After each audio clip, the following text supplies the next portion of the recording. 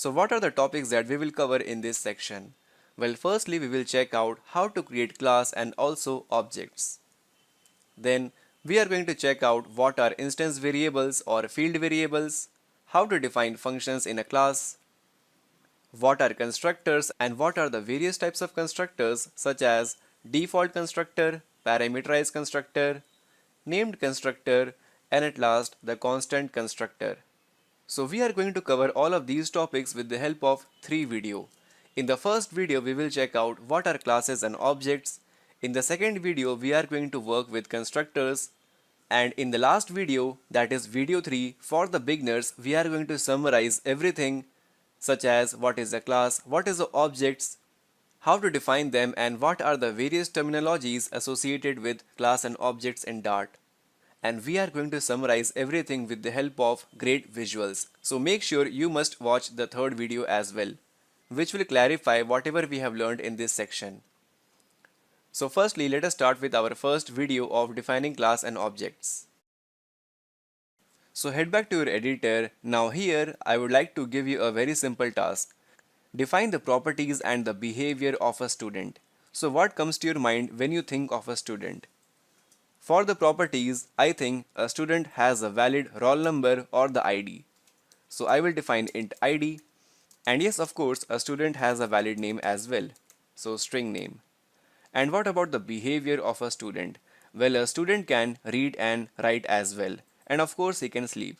Well, those are basically the actions, so let us define the functions for them. For example, void read or study. That would make more sense. And also, a student can sleep. Well, looking at this, we can say that we have defined some properties and also the function or the behavior of a student. Well, don't you think all of these properties and behavior are applicable for all the students? Of course, yes. So here comes class into picture. We can generalize all of these code for each and every student that we see in school or any colleges. So for that, we can define class. To define a class, the syntax is use class space student. Well, you can create class out of anything that you see in your day-to-day life, such as class car, class school, class country, and so on. And then use the curly bracket open and then end it here. Perfect. Now give some tab or indentation. Perfect. So within our class of student, we have all of these properties and all of these behavior. Now how to create objects out of these classes? So here within our main function, we can use our variable such as student1 equal to. Now to create an object in Dart, we can either use new student like this, or we can actually omit this new keyword, which is optional in Dart. Well, in Java, new was mandatory, but in Dart, new is optional.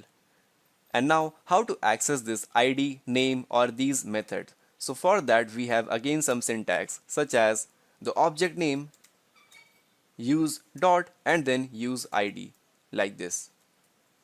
Perfect. Even you can use name here, or you can use functions name here, study. So let us write some print statement here and print out the value of the ID and the name.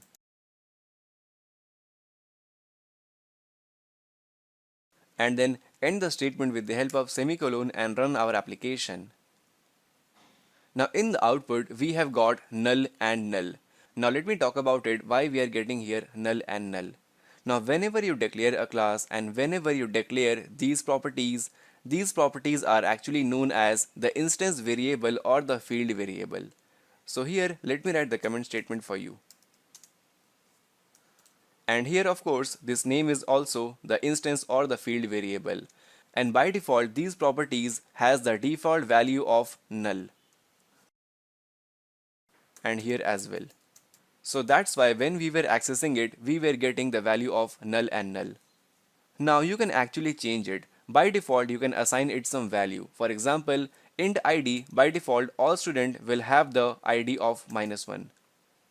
Right? If you launch the application right now, then you will get In the output, -1 as our default value and the null. Well, these values make no sense. So here we can assign some valid ID and also valid name for each of the student that we created, such as student1 dot ID. Let us assign his some valid ID of 23, and then student1 dot name equal to, let's call him Peter. Perfect. So now our student has some ID and also some name. Launch the application. So all the default values that we saw were overridden or replaced by the new values of 23 and Peter. Perfect.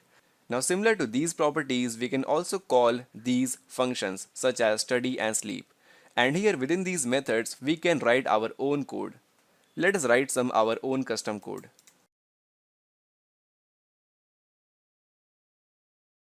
And here as well, let us write our code.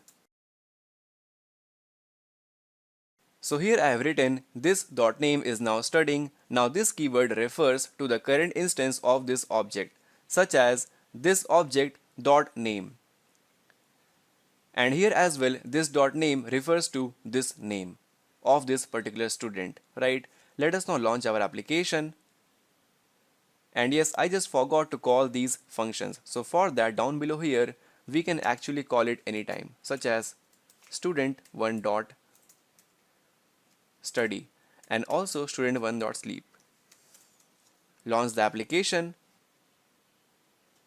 And there we go, Peter is now studying and Peter is now sleeping. Perfect, we have got our output. Now similar to Peter, you can use the same class and create as many objects you want to. For example, I will now create one more object of student2 by using the same syntax. But this time I am just going to define the different property of student2. And this student will also study and sleep. Perfect. Let us now launch our application. And there we go, we have got Sam is now studying and Sam is now sleeping.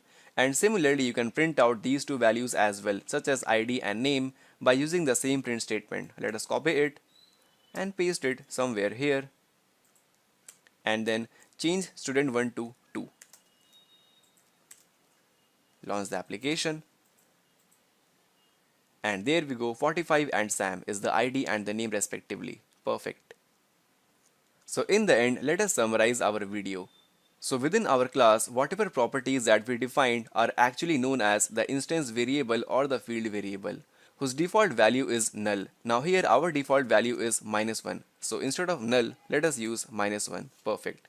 And also we can define our own functions like we have done here. And using this class, you can create as many objects you want to. For example, here this student is actually one object. And the variable that we have defined here, such as student1, is known as the reference variable.